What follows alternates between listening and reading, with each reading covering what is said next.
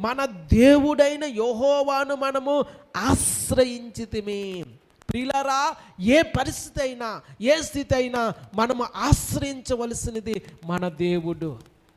సైన్యములకు అధిపతియగు యెహోవా అని అతనికి పేరు. దేవుని నామానికి మహిమ కలుగును గాక.